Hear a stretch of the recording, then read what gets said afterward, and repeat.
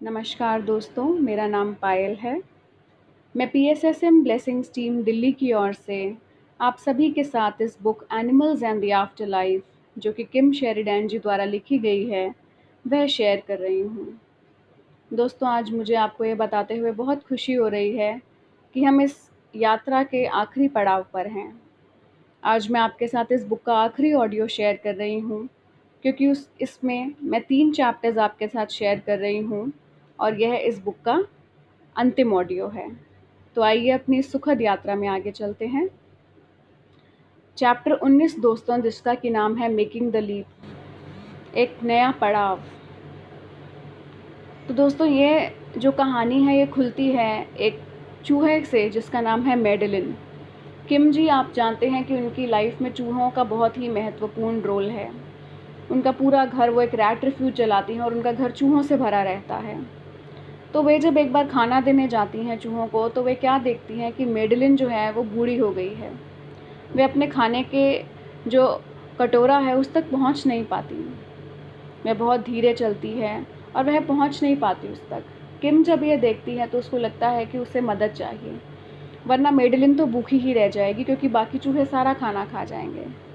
इससे पहले कि किम उसकी मदद करने के लिए बढ़ती, वह क्या देखती है कि छोटे चूहों में से एक चूहा आता है और मेडेलिन की पूरी मदद करता है, उसको खाना ला ला के देता है और वह यह पूरा ध्यान रखता है कि मेडेलिन बिल्कुल भी भूखी ना रहे। जब इस सुंदर दृश्य को देख के किम जो है दोस्तों भावनाओं से भर जाती हैं और उन्हें याद आता है कि जो हमारे एनिमल मित्र हैं ये कितने करुणा से भरे हुए हैं। शायद ये हमारे को सबसे बड़ी सीख अगर देने आते हैं इस धरती पर, तो यही देने आते हैं कि हमें इनसे करुणा सीखनी चाहिए, हमें इनसे बिना शर्त के प्यार करना सीखना चाहिए, बिना किसी शर्त, बिना किसी कंडीशन के। और यही शायद हमारे एनिमल मित्र हमें यहाँ सिखाने आते हैं। और मज़े की बात तो दोस्तों ये है कि जो हमारे विद्वान मित्र हैं, जो हमारे गुरु हैं, हमारे टीचर्स हैं, जो बहुत से विद्वान लोग हैं, फ़िलॉसफ़र्स हैं, उन्होंने भी हमेशा यही कहा कि हमारे में करुणा होनी चाहिए अपने एनिमल मित्रों के प्रति, क्योंकि ये एक बहुत ही इम्पॉर्टेंट बात है।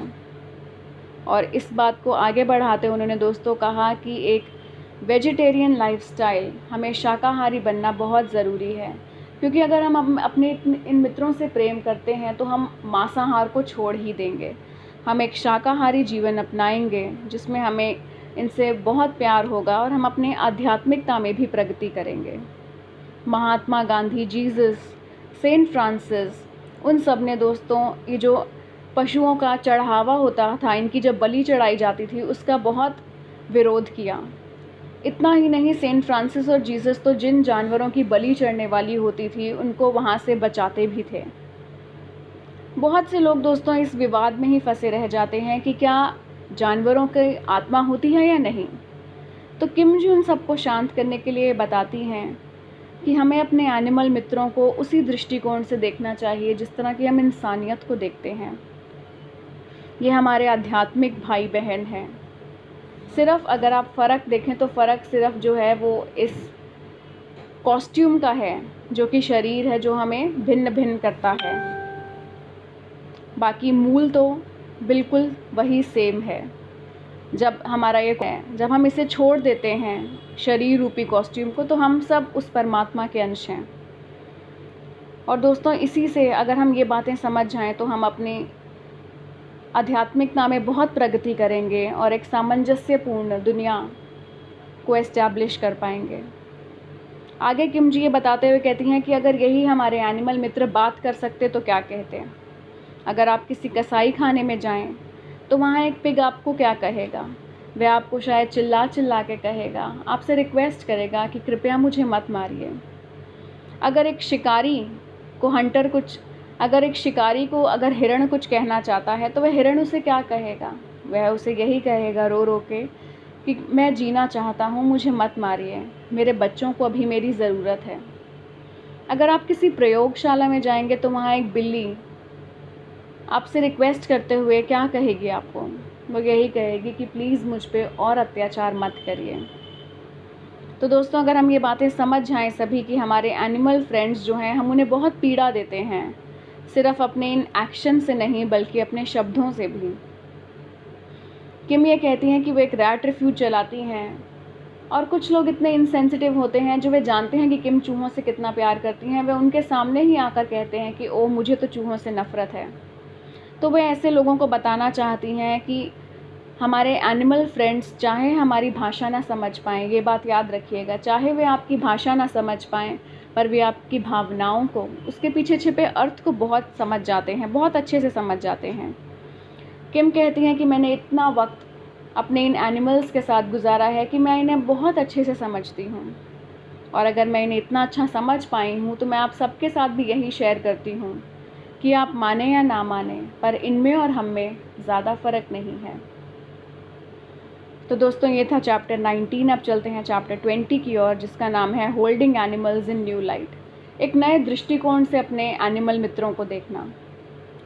किम और जेमत दोनों दोस्तों एक बार जो है हाईवे पर ड्राइव कर रहे होते हैं, और आप जानते हैं कि हाईवे पर बहुत गाड़ियाँ तेज़ चलती हैं। तो वे कुछ दूरी से ही देख लेते हैं कि रोड पे एक मृत कैट पड़ी होती है, उस पर कोई ध्यान नहीं दे रहा होता, लोग अपना उसके ऊपर से गाड़ी निकाल निकाल के तेज़ी से जा रहे होते हैं।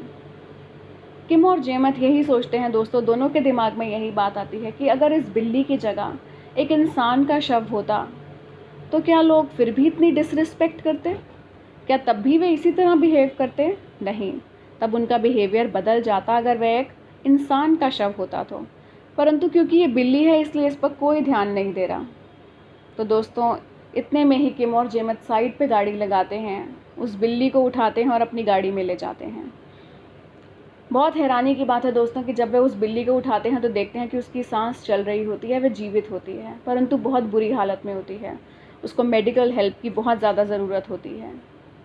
उस टाइम वह बिल्ली मानो उनसे दो भावनाओं को व्यक्त कर रही होती है, एक डर की और एक धन्यवाद की। वह बहुत ही आभारी होती है किम और जेमत की कि उन्होंने जो है उसको वहाँ से बचाया होता है। बिल्ली को हॉस्पिटल लेके जाया जाता है और वह कुछ ही दिनों में उसको एडमिट किया जाता है और वह कुछ ही दिनों में वापस अच्छी सेहत में आ जाती है। अब एक परेशानी की बात यह होती है कि किम जो है वो रैट रिफ्यूज चलाती है और वो एक बिल्ली को अपने घर नहीं लेके जा सकती। तो वह अपनी दोस्त मैगी से पूछती है। मैगी के घर में भी बहुत जानवर होते हैं दोस्तों, परंतु फिर भी मैगी उसे अपना लेती है बहुत खुशी से। और कहते हैं दोस्तों, अगर आपको सही मायने में जानवरों की, अपने एनिमल फ्रेंड्स की दशा देखनी है तो आप किसी एनिमल शेल्टर जाइए। एनिमल शेल्टर में जो है जानवर बहुत दुखी होते हैं, और इस दुख का कारण और कोई नहीं बल्कि हम इंसान हैं, क्योंकि वे जानवर हमारे द्वारा ही छोड़े गए हैं वहाँ पर। वे जानवर वहाँ पर बिल्कुल निराश और हताश होते हैं। वे ऐसा महसूस करते हैं कि जैसे किसी को उनकी ज़रूरत ही नहीं है। तो दोस्तों यहाँ पर कहा गया है कि किम जी कहती हैं कि और एनिमल शेल्टर्स बनाना इस बात का समाधान नहीं है। अगर उन एनिमल दोस्तों को आपसे कुछ चाहिए तो वो और पिंजरे नहीं बल्कि घर है, प्यार है। अगर आप उन्हें ये दे सकते हैं तो दीजिए। एनिमल शेल्टर्स में उनको मत डालिए जहाँ वह केवल अपनी मृत्यु का इंतज़ार करते हैं। कहते हैं दोस्तों कि आफ्टर लाइफ में, अपनी इस यात्रा के बाद उस पार तो एनिमल्स बहुत खुश होंगे ही, परंतु जब वो धरती पर आए हैं तो यह उनका भी हक है हम इंसानों की तरह एक पीड़ा रहित जीवन जीना, खुश रहना, ये उनका भी हक है। इसीलिए दोस्तों कहा गया है कि सभी लाइफ फॉर्म्स जो हैं वो पवित्र हैं, और हमें उन सभी लाइफ फॉर्म्स को रिस्पेक्ट करना चाहिए, क्योंकि ये यात्रा है जो हम एक साथ करते हैं। आइए दोस्तों अब चैप्टर 21 की ओर चलते हैं, जिसका नाम है फुल सर्कल। जैसे जैसे टाइम बढ़ता है दोस्तों, किम को इतने अनुभव होते हैं इन लॉसेस के, उन्होंने खुद इतने अनुभव किए होते हैं कि वे सभी लोगों को, जो अपने एनिमल मित्रों को खो चुके होते हैं, वे किम के पास आते हैं उनकी सांत्वना के लिए। किम जो है दोस्तों, जो इन अनुभवों को जी चुकी होती हैं, अब वे इन सभी लोगों को समझा सकती हैं, क्योंकि उनमें एक समझ आ गई है कि जो हमारे मित्र हैं जब वे उस पार जाते हैं तब भी ये एक डिवाइन प्लान का ही एक पार्ट है। हमें उनके आगे गिड़गिड़ाना नहीं चाहिए कि तुम वापस आ जाओ, मैं तुम्हारे बिना क्या करूँगी। हमें उनसे ऐसा नहीं कहना चाहिए। हमें यह समझना चाहिए कि एक असीम शांति जो है हमें उस वक्त अनुभव करनी चाहिए। तो किम यही समझाती हैं उन सभी को जो अपने एनिमल मित्रों को खो चुके हैं कि उन्हें यही समझना चाहिए कि जिस तरह शीत ऋतु के बाद वसंत ऋतु आती है, आपकी मुश्किल घड़ियों के बाद अच्छा वक्त भी आएगा ही, पर आपको इसमें हताश होने की ज़रूरत नहीं है, क्योंकि ये सब एक डिवाइन प्लान के तहत होता है। आपने जो उनको अनकंडीशनल लव जो हमारे मित्र हमें सिखा के गए हैं, हमें हमेशा उनकी ये बातें याद रखनी चाहिए। जो वो हमें सिखा के गए हैं, वो हमें बताते हैं कि मैं तुमसे हमेशा प्यार करूँगा और करता था और करता रहूँगा। यही संदेश देते हैं दोस्तों हमारे एनिमल मित्र हमें करुणा से भरते हैं, हमें यही बताते हैं उस पार जाने के बाद भी कि मैं तुमसे प्यार करता हूँ और हमेशा करता रहूँगा।